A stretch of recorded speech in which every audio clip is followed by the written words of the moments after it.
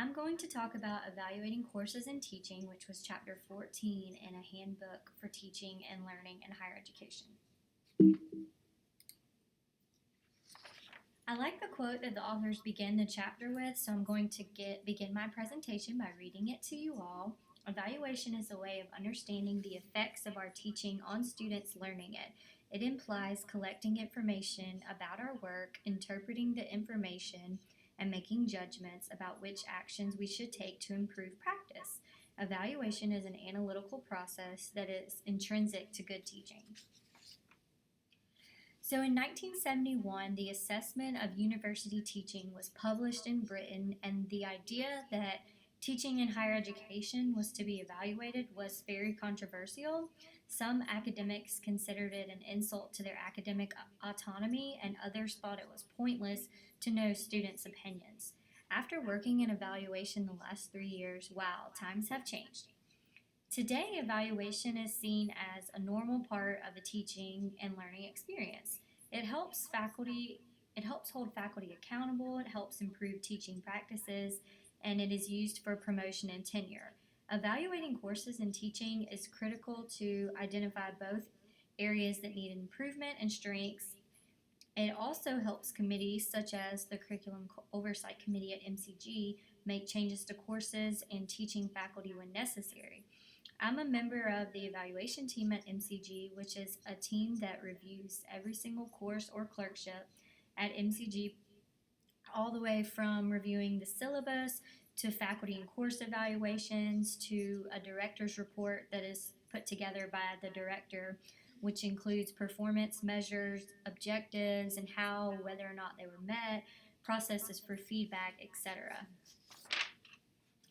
Evaluations have served different overall purposes depending on where the higher education institution is. For example, in the United States, evaluations for many years have been standardized questionnaires developed mostly for summative purposes to assess teaching performance when making decisions about promotion and tenure. While in the United Kingdom and Australia, evaluation purposes at higher education institutions have been mostly formative and developmental, hence to improve the quality of the teaching experience. Their focus is typically on courses and individual lecturers. So since I brought up these two terms, summative and formative assessment, I want to provide a brief description of each. Summative assessment is used to measure the level of success, which in the form of evaluating courses would be using formal course evaluations, or if it's evaluating students, it's things such as an exam. While the purpose of formative assessment is to gather feedback that can be used by the instructor and the students to improve the teaching and learning experience. For example, course evaluations that are done at the beginning or midway through a course rather than at the end, or asking students to submit a sentence describing the point of a particular lecture that they just had. So before I get into the evaluation cycle, here is a short video explaining the importance of feedback. So let's say this. We today are in, let's say we're in Philadelphia, and we're going to drive to New York City. How far is Philadelphia to New York City?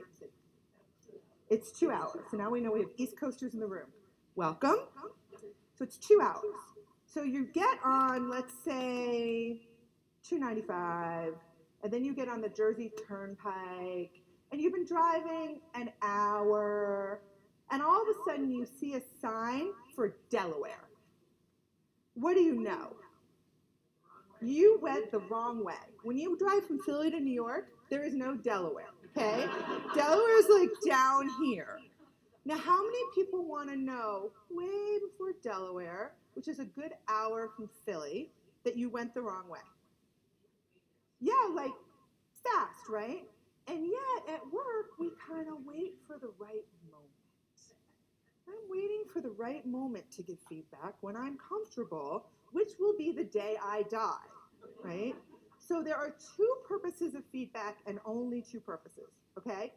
Number one, you're off track and we want you back on track. Number two, you're doing an awesome job and you deserve to know.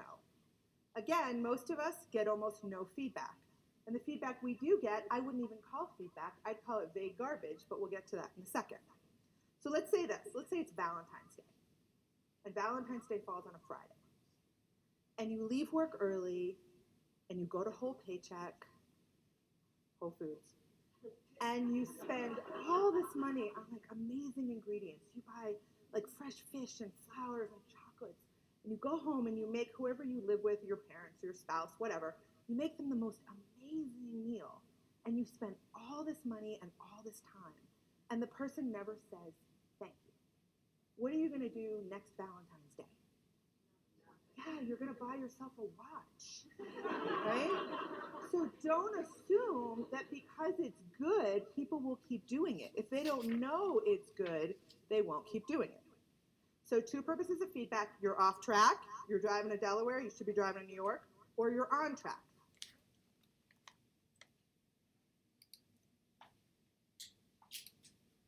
So now about the motives and context. There are many motives for evaluating the impact and effectiveness of teaching in courses. New lecturers can find out if they're doing okay. Lecturers can find out what their strengths and weaknesses are and how their teaching compares with others. Module coordinators can find out how well their course units are running, and staff can determine how well various component units came together. It's important to note that the drivers of feedback are extrinsic as well as intrinsic.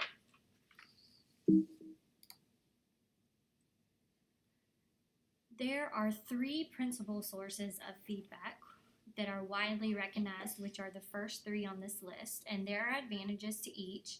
For example, feedback from students offers direct access to the learner's perspectives. Students are uniquely qualified to comment on matters such as clarity of presentation, pacing of material, access to online resources or library facilities, bunching of assignment deadlines, and helpfulness of a tutor's feedback on their written work. There are some instances when colleagues and professional peers are better suited to comment. For example, on the appropriateness of course aims, content and structure, on the design of resource materials, or on alternatives to assignments and exams. Self-generated feedback is grounded in the day-to-day teaching experiences, perceptions, and reflections of the individuals concerned. The aim of self-generated feedback is not to enable university teachers to act as judge and jury in their own cause, but rather to promote self-security and cultivate reflection.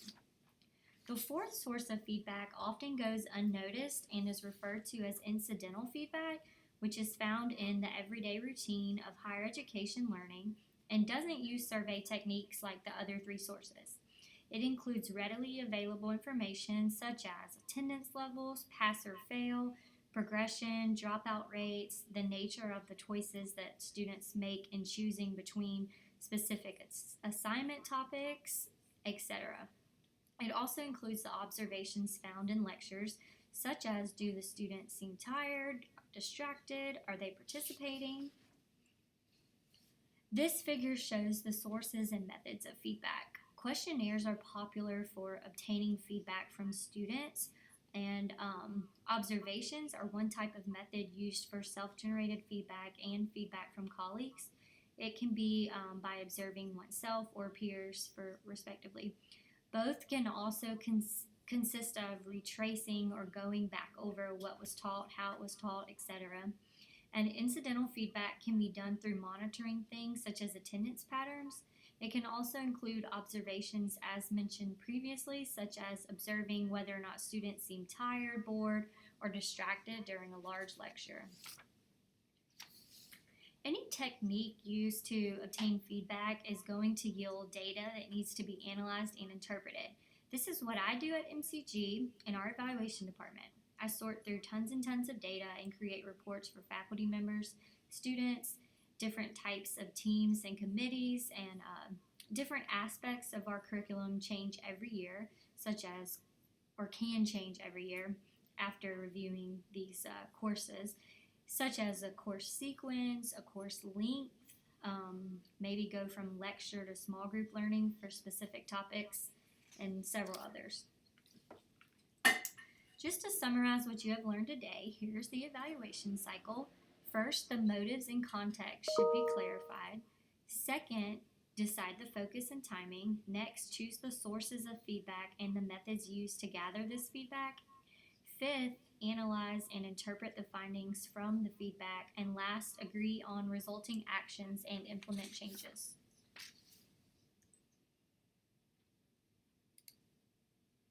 Of evaluative feedback which are sought depends on both motives and focus. Feedback that is collected for extrinsic purposes is usually to fulfill formal requirements, while individuals or course teams who collect feedback for their own purposes usually have a much greater scope over what kinds of feedback they collect and in what form.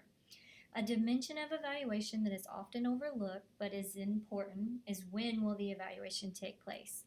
There's widespread practice to wait until the end of a course before asking student opinion, and there are pros and cons to this. For example, a pro, students have experienced the whole course, but cons can be that students think that it's too late because it's not going to actually benefit them to put any worthwhile information on the feedback form. And oftentimes, students can find it difficult to recall certain assignments or classes.